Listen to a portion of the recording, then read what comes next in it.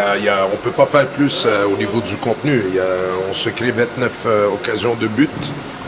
On n'en accorde que 12.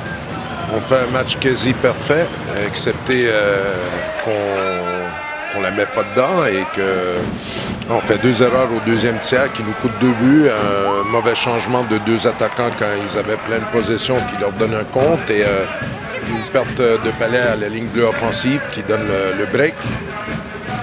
Voilà. Moi, j'ai dit aux joueurs qu'il faut pas... Il faut continuer à faire ce qu'on fait. Ce soir, j'ai trouvé qu'on a mis beaucoup d'intensité. On a dominé les 3 tiers. On a créé du beau jeu. Voilà. Ça fait quand même... Sur les 4 derniers matchs, ça fait 3 fois que le gardien adverse sort comme le meilleur joueur du match. Donc, voilà. Mais ça ne durera pas. Il faut continuer à faire ce qu'on fait, de jouer avec beaucoup d'intensité, l'animation du jeu est très bon, on se crée beaucoup d'occasions, il faut espérer que plutôt tôt que tard que ça va commencer à rentrer, c'est tout. On a essayé, j'ai dit aux joueurs après les tiers de continuer, d'insister, de ne pas regarder le score, de continuer à faire ce qu'on fait parce qu'on a fait beaucoup de bonnes choses. Strasbourg a bien défendu. Ils ont essayé de jouer des comptes. Ils n'ont pas trop construit de l'arrière. Ils ont plutôt balancé des palais en zone neutre. Nous, on a été responsables. On ne leur a pas donné énormément de comptes parce je veux dire, sur les 12 occasions, je pense qu'il y en a la moitié que c'est sur des power plays. Donc, Strasbourg se crée à peu près 5-6 occasions sur tout le match à 5 contre 5. Donc, on fait un bon match défensif, on fait un bon match offensif. Pour l'instant, on n'a pas beaucoup de réussite et les gardiens en face sont très, très bons. Jadlowski a fait un énorme match ce soir. Oui, mais en plus, il est blessé. Il serre les dents. Mais voilà, je suis content pour lui. Il fait un bon match. C'est surtout le fait qu'il gagne son duel vis-à-vis Jadlowski dans les tirs au but. Je pense que ça doit être une grosse satisfaction pour lui. Puis ça nous donne... je pense que si on n'aurait pas récolté le deuxième point, vraiment, ça aurait été difficile à avaler vu le contenu du match. Il y a beaucoup de concurrence, là. Les gars, ils voient les blessés revenir et tout le monde veut jouer. Mais c'est un bon problème à avoir. C'est ce que j'avais envisagé de faire cette saison. Je voulais vraiment un troisième et un quatrième bloc qui était capable de produire du jeu. Aujourd'hui, notre quatrième bloc, c'est Morin-Bouvet, Karel Richter, Sam Takac. Il marque un but. Le troisième trio de Sébastien Roy, Vincent Cara et Kevin Dacosta ont surtout été très, très bons en infériorité, mais tous les 4 blocs ont créé plus de jeux qu'ils ont concédé. Ils ont tous eu plus de tirs cadrés pour que des tirs cadrés moins. On a eu possession du palais. Et puis, je suis convaincu que ça va payer à un moment donné parce que le championnat, il est tellement serré. Vous voyez, on a quand même 2 victoires sur 3 matchs et on n'est qu'à la 8e place au classement. Ça veut dire que ça va être très dur. Les matchs vont être très disputés. Je pense qu'au fur et à mesure que la saison progresse, il y a des équipes qui vont se fatiguer parce que c'est très intense. Et puis, peut-être avec le fait qu'on joue avec plus de joueurs, nous, ça devrait nous permettre de progresser et pas baisser le rythme durant la saison. Je travaille beaucoup avec les joueurs sur cet aspect-là, d'être dans le moment, chiffre après chiffre, de tout ce qui est passé, soit qu'on marque un but, soit qu'on encaisse un but. De vraiment être dans le moment et de jouer. Ça paraît banal, mais ça ne l'est pas. Je répète sans cesse aux joueurs de ne pas jouer les résultats, de ne pas regarder les résultats, qu'ils soient en faveur ou contre, mais de vraiment de se concentrer sur ce qu'on essaie de faire, de produire. quand on arrive à enlever le résultat de la tête des joueurs, ben, ils sont plus dans chaque chiffre, dans essayer de pousser, de faire ce qu'ils ont à faire. Et voilà, je pense que même si on ne récolte pas les 3 points, qu'on en perd une par route, je pense que on a eu vraiment l'impression ce soir qu'on a été un rouleau compresseur. Oui, mais on savait, la saison passée, on est champion de France et on avait, dans les playoffs, on avait encaissé une moyenne de 2 buts par match, mais tout le monde oubliait qu'au mois de septembre, on gravitait autour de 4 buts accordés par match. Ça prend du temps de trouver la cohésion et c'est pas toutes les équipes les joueurs arrivent chez nous. Il y a quand même beaucoup de nouveaux joueurs et cette rigueur, cette concentration défensivement, c'est quelque chose qui se travaille, le positionnement, la discipline et voilà que des erreurs mécaniques, exemple le palais que Anthony Reck il perd à la ligne bleue, c'est peut-être un jeu pas très sécuritaire à cette place-là, mais c'est des erreurs qui nous servent, comme le mauvais changement aussi, où il y a 2 attaquants qui sortent en même temps quand eux, ils attaquent la ligne bleue. C'est des choses qu'on doit progresser. Mais voilà, ce soir, ce qui est bien, c'est qu'on concède 2 buts sur 2 erreurs ponctuelles. C'est pas un manque de concentration, c'est 2 erreurs. Ces 2 erreurs-là, ben, il y a moins de chances qu'on les répète parce qu'on les a commises. On essaie d'apprendre et de progresser. Et non, moi, j'aime beaucoup. On travaille très fort, mais c'est pas seulement dans les matchs. Moi, je suis là tous les jours. Je les vois bosser aux entraînements. Et aujourd'hui, voilà, il faut continuer comme ça. C'est un travail de longue haleine. Il faut espérer que, voilà, nous, avec nos 4 blocs et avec notre jeu, on va mettre beaucoup de pression sur les adversaires et je pense qu'à la longue, ça va payer. On aimerait en faire plus, mais c'est tellement de travail.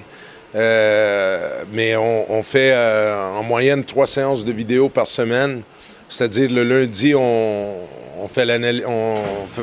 Les entraîneurs font les analyses les journées de congé, mais le lundi au retour, on va revoir ce match-là. Le mardi matin, on va voir certaines séquences de Grenoble. Le jeudi, on fait la vidéo du match de Grenoble. Et là, vu qu'on a joué Rouen aussi, on aura la possibilité de faire une séance aussi. Donc, il y a deux types de séances, c'est-à-dire le débriefing de ce qu'on fait nous, et après ça, le travail de préparation, ce qu'on appelle avant le match.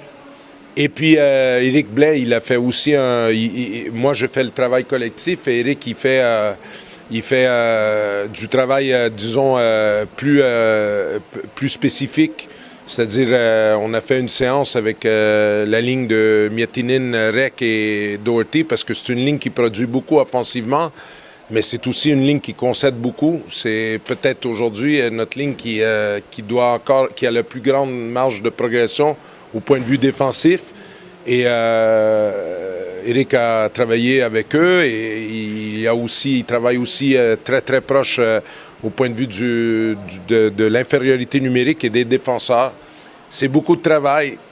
C'est là qu'on s'aperçoit pourquoi des équipes de haut niveau ont 3-4 entraîneurs, parce qu'il y en aurait du boulot. Il y en aurait encore plus à faire au point de vue de la vidéo. Et les joueurs, ils aiment ça parce que sinon, ils sont obligés de faire confiance à ce qu'on dit. Des fois, c'est plus facile quand ils le voient. Mais oui, on fait un gros travail vidéo. Merci à vous aussi pour les matchs à domicile. C'est beaucoup de travail, mais c'est important pour les joueurs et c'est une génération, les jeunes aujourd'hui, c'est très visuel. Ils ont besoin de voir, les choses. Je sais pas. On va voir on va voir l'état d'Aurélien, s'il peut jouer ou pas. Ça serait vraiment bien que Evan Mosher soit validé parce que aujourd'hui, même s'il aurait été validé, il n'aurait pas joué aujourd'hui parce que c'est un bon gardien. J'espère, je pense, on verra. Mais c'est vrai aussi qu'Aurélien est en bonne forme au niveau des matchs. Il joue physiquement, il est bien. Evan n'a pas joué depuis le mois d'avril, donc ça serait bien qu'il joue mardi contre Grenoble, parce que ça serait un bon entraînement pour lui. Après ça, il faut voir aussi si Matt rentre ou pas. Peut-être ça va arriver. Ça fait depuis août 2000 de la saison dernière, 2014, qu'on a un étranger de plus, et j'ai jamais été obligé de prendre une décision et de mettre un étranger dans les tribunes. Ça va peut-être arriver mardi si Matt est prêt.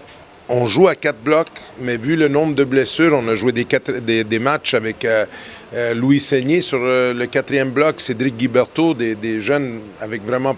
Sébastien Roy a été utilisé beaucoup pour tenir debout une ligne avec des jeunes. Tantôt, Baridon a joué à l'avant, Chapelier, Guiberteau, Paul Schmitt. La 4e ligne elle a été utilisée, mais pas comme ce soir. Ce soir, on a vraiment roulé à 4. Mais ça demande aussi une adaptation pour les joueurs parce qu'il y a un petit peu moins de temps de jeu. Les joueurs doivent trouver le moyen de jouer avec une majeure intensité pour se dépenser, parce que sinon, si tu joues à 4 lignes et tu ne joues pas avec l'intensité qu'on a joué ce soir, finalement, c'est un handicap, c'est pas quelque chose de positif, parce que... Et ce soir, je leur ai demandé de le faire. Ça a été un début. Il faut continuer là-dessus. Donc, ça serait bien d'aller à Grenoble et de vraiment d'évoluer à 4 blocs et essayer de reproduire cette intensité, même si c'est pas un match en jeu, mais battre Grenoble à Grenoble, c'est toujours agréable. Donc, on va y aller, puis on va essayer d'obtenir un résultat. Pierre, je pense honnêtement qu'il ne sera pas là avant le 13 novembre. C'est-à-dire que même s'il revient, pour moi, ça n'a aucun sens de précipiter son entrée sur 3 ou 4 semaines pour qu'il joue une semaine, et après, c'est la plus longue trêve de la saison, c'est celle de novembre, 2 semaines. Et pour moi, ça n'a aucun sens qu'il reprend à jouer la semaine avant une trêve. Donc, il faut prendre les 2 semaines supplémentaires et travailler avec lui physiquement. Donc, lui, il commencera le 13. Jérémy Baridon passera un IRM à Grenoble mardi et on sera fixé. C'est une blessure au genou. Si aujourd'hui on espère que c'est seulement les ligaments latéraux qui ont été touchés, si c'est le cas, c'est une absence de 4 à 6 semaines. Moi, je pense que Jérémy aussi ne sera pas disponible avant le 13 novembre. Par contre, si les croisés ont été touchés, on espère que non, c'est pour ça qu'il fait l'IRM, eh bien, c'est la saison terminée. Donc, on espère que non. Loïc Chapelier aussi a eu un coup, il n'a pas fini le match. Il ne part pas avec l'équipe U22 ce soir parce qu'il s'est blessé. C'est compliqué, quoi. Quand Mark Crawford à Zurich m'avait dit il faut 10 défenseurs... OK, on est en France, mais on en a 8 qui peuvent jouer. Mais vous voyez ce qui se passe, là. On en a 2 qui sont out jusqu'au 13 novembre. Et on espère que les autres 6, il n'y a rien qui arrivera, parce que sinon, on n'a pas de solution de rechange. Hein. C'est comme ça. On a de la profondeur à l'attaque, mais on ne l'a pas derrière. Mais après ça, si j'appelle un jeune Français pour lui offrir le poste de numéro 9, il n'y a personne qui va vouloir venir. Hein? Ils veulent tous du temps de jeu. Donc, c'est pratiquement impossible d'avoir un défenseur numéro 9, même en France aujourd'hui, parce que les garçons, s'ils ont la capacité de jouer, ben ils veulent jouer, quoi. À quel niveau? Les déchets techniques dans le match? Des deux côtés ou... Ouais, non, mais ça résume bien ce que j'ai vu aussi. Je pense que première période, on a été dominé, on a été bousculé, mais c'est un peu, c'est assez typique de Gap. Je pense que Luciano aime bien commencer très, très fort. Et c'est une consigne. On en avait parlé nous aussi. Donc, on était prêts. C'est peut-être pour ça aussi qu'on a réussi à enrayer leurs attaques. Ils étaient souvent près du but, mais ils ne sont pas vraiment arrivés à tirer, je dirais, de l'enclave. Il y avait toujours une crosse pour intervenir où Vlad faisait l'arrêt sans rebond. Et ça, on sait qu'il peut le faire. Donc, on n'a pas été trop surpris à ce niveau-là, mais on voulait relever la tête en deuxième période. Parce que Strasbourg-Gap, c'est quand même un bon voyage. C'est assez dur de commencer démarrer les matchs. Deuxième période, bien, vous l'avez dit, on a relevé la tête et puis on a fait quelques petits changements sur les trios. Ça portait ses fruits immédiatement. On a égalisé en peu de temps. Et après, bon, je pense qu'effectivement, la troisième période, je pense que c'était le troisième match de Gap en 6 soirs. Donc, c'était pas évident pour eux.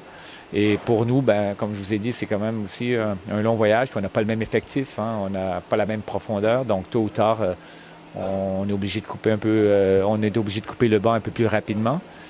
Donc, la fatigue s'est fait un petit peu sentir, mais j'ai été surpris de voir qu'à 4 contre 4, on n'a quand même pas été plus menacés qu'eux l'ont été, quoi. Donc, à ce niveau-là, je suis assez content. Et puis, je suis quand même fier de mes joueurs parce qu'on ne parle pas du même budget, là. Oui, je crois que ce soir, les 2 gardiens ont été récompensés, je pense, au niveau des remises du joueur du match. Donc, il y a eu Bertrand et il y a eu Jadlowski. Effectivement. Ben, je pense que déjà de dire que, vous savez, on est le 13e budget de la Ligue Magnus. Donc, il y en a, ça signifie qu'il y a 12 équipes qui ont un meilleur budget que nous. Et c'est souvent relié, sauf que on va quand même viser les 8 premières places parce que c'est ce qui nous permettrait de faire les playoffs. Et puis au hockey sur glace, ben, c'est toujours plus intéressant de faire les playoffs que de faire les playdowns. Et cette année, c'est une saison un peu particulière, hein. Vous savez qu'il y a 6 équipes qui se battront pour la descente et ça, c'est vraiment pas ce qu'on envisage. C'est le même que toute la semaine. On a beaucoup de troubles à compter des buts maintenant. On a beaucoup de chance. Je pense qu'on avait 30 chances ce soir, mais on a seulement compté 2 buts. Alors, je pense qu'on marque Matt Carter encore un peu pour compter les buts, mais je pense qu'on a joué un match très fort ce soir. Oui, deux erreurs et ils ont compté les buts sur nos seules 2 erreurs, grandes erreurs ce soir. Alors, au lieu de ça, je pense qu'on a contrôlé le plupart de la match. Oui. Je pense que de temps en temps, on essaie trop de compter les buts. On concentre seulement sur notre match offensif et on oublie de temps en temps nos responsabilités défensives. Mais c'est seulement le mois d'octobre, alors on peut corriger ça ce mois, je pense, avant notre première vacances. Là. Oui, beaucoup de vidéos. Après chaque match, on voit nos erreurs défensives et on essaie de correcter ça pour les prochains matchs. Vraiment bon. C'est une vraiment jolie ville. Je l'aime beaucoup ici. C'est ma première fois en Europe, alors c'est tout nouveau pour moi. Mais c'est beaucoup de fun jusqu'à date, oui. C'était un très très bon match là. Ça jouait aller-retour, ça jouait là, tous les 2 côtés. Sauf premier tiers, on a un peu de petites difficultés, mais après on a égalisé le jeu et on a commencé à jouer de notre jeu. Ça finit comme ça finit après 70 minutes et le dernier penalty c'est la loterie là, c'est dommage. J'essaie le maximum possible d'aider mon équipe là. Ils m'ont aidé le dernier match comme on a gagné en prolongation contre Angers là. Maintenant c'est mon tour là. On était en équipe là, on n'a pas regardé qu'il a fait bon match, qu'il a fait un moyen match. On voulait récupérer le maximum possible de points pendant 24 matchs, 26 matchs, c'est ça là. On a un peu reculé aux premières 5 minutes, on a donné l'avantage, on a donné un peu plus de glace. La Gab, les premières 10 minutes, ils sont bien patinés. Après, comme on a commencé à égaliser le jeu, après on était bons opportunistes là, de Gap là.